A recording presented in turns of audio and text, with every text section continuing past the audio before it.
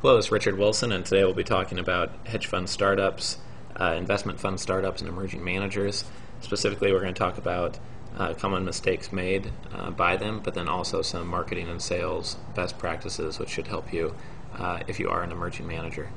A statistic came out in 2005 showing that over 50% of hedge fund failures were due to business and operational reasons and not due to poor performance. I think most people outside the industry and most investors don't realize that, and having a sound business is not only something that investors are starting to scrutinize more, but it's also something that if you're running a fund, obviously it should be one of your top concerns since it's the number one reason for funds failing in the past. To help mitigate some of the risk of running your business as an investment fund, there are a few things you can do. One, would highly recommend that you download a business plan template and complete a full business plan for your hedge fund. This should include your marketing, operations, hiring practices, your mission, your goals, and your growth strategy as your firm expands. If you meet with institutional consultants as your fund grows, they'll ask the types of questions that should be included in this business plan. So really completing a really solid business plan is going to help you complete due diligence questionnaires and help you complete due diligence phone calls down the road. Next, we definitely recommend putting some formal hiring and contract templates in place for your firm. You should meet with an attorney, or there are some websites that provide kind of template-based legal contracts if you're looking for something simple, such as an employer contract or a confidentiality contract. LegalZoom.com has a whole bunch of free resources that we have used in the past, and it can lower your overall legal costs. If you do have something such as a fund formation that you're looking at doing, something more complicated, or if you want a hedge fund attorney to review something that you've gotten from a website such as this, you could go to our service provider directory. The biggest one we have is on hedgefundblogger.com. If you go to service provider directory, go down to hedge fund attorney. Here are two attorneys that you could meet with or speak to over the phone, Blau Malik and Brent Gillette. I've met with both in person and referred over 50 funds to them in the past, and I've never got any negative feedback at all from professionals that work with them. So I'd highly suggest meeting with an attorney. If you're forming a fund, if you just formed a fund, if you haven't yet, you should get their advice. It could save you much more money than you spend in the long run. Next, to mitigate your business risk further in running a fund, I'd suggest using some sort of business process analysis tool or mind mapping tool. If you're not familiar with this, it's very simple. Here's an example of one. Here's for a website that we're launching, fund marketing tools. You can see you can organize one idea, and then you have child ideas that come off of that. So for your hedge fund business, you could manage the different parts of your business and make it visual for either the management team or everyone in your firm, exactly what you're spending your time on, what different resources your firm must constantly be building, what types of expertise you're building, perhaps what types of processes you're working on getting in place. This can be a really good visual tool for your firm to use. If you want to create one of these for yourself, it is free to use. The website is bubbl.us, and you can very easily, I can show you real quick here. Once you log in and create your own account, you choose Start a New Sheet, and after you start a new one, it's very simple. You start with one central idea, and then you just grow it from there, and you can expand and describe your whole business here very quickly. So here in the middle, we're going to put, let's say Wilson Capital Management. Okay. Now this might be a business plan for yourself, just a visualization for yourself and managing your fund. Next here, you could put marketing and sales. Down here, you could put employee and team management. Over here, you could put portfolio management.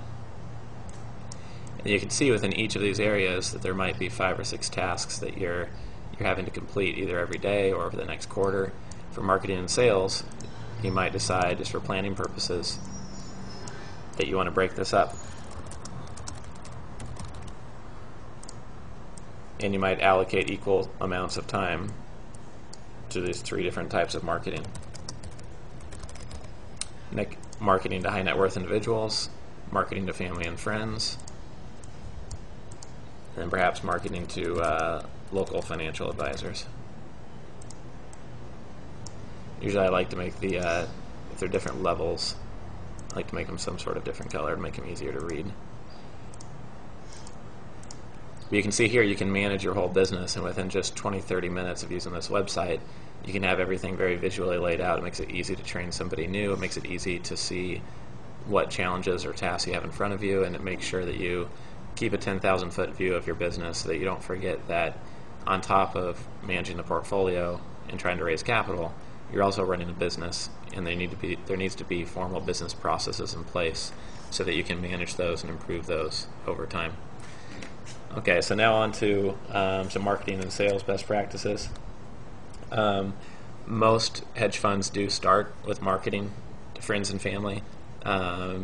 They look at coworkers, they look at people that have known them for 10, 20 years, and they know their trading abilities, they know their portfolio management abilities. This is the way that most people initially raise capital. By friends, this can mean past coworkers or peers in the industry that you know. Many times traders will help fund other traders who go out and start their own funds. Another form of raising capital is financial advisors. Going after financial advisors that have high net worth individuals as clients can be an effective way, especially locally if you can meet face to face, to raise capital. And then the next step beyond that would be meeting with wealth management firms. We can create a little bubble here for that, but meeting with larger wealth management firms that have many clients with high net worth status that could possibly invest in your fund. And as your fund grows in size, then you can kind of move down the totem pole, or move up the totem pole, I guess, to the more sophisticated, less retail investors, up through wealth management to family offices, institutional consultants, pension funds, endowments, and foundations. One thing to remember, and a common mistake that I see a lot of hedge fund startups making, is they describe their strategy as well diversified, uncorrelated with the general markets. They have a very in-depth, experienced team.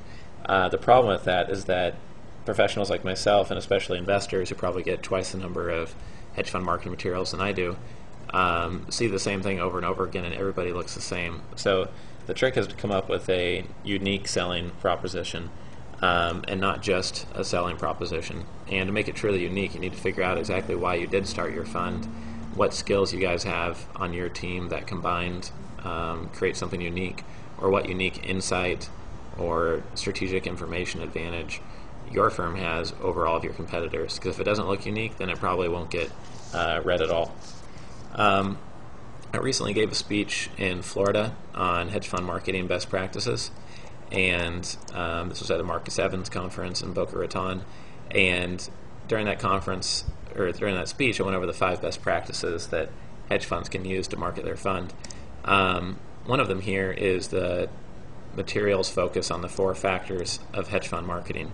So what I suggest here is that the 4 most important things while marketing are pedigree, building your team into a high quality, highly experienced team unique to your business process and the product you're offering, getting your presentation quality up, so having a professional logo, having professional marketing materials, having an investment process that is described in a way that it presents a unique selling proposition and not just a selling proposition. And then the last thing, obviously, is managing portfolio risk and having that track record of managing risk within your portfolio over the long term.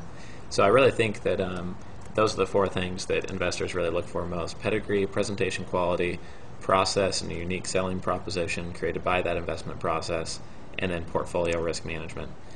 So that pretty much wraps up I talked today on hedge fund startups. And if you're looking for more information on starting a hedge fund or running a small investment fund, please see Hedge Fund Startups.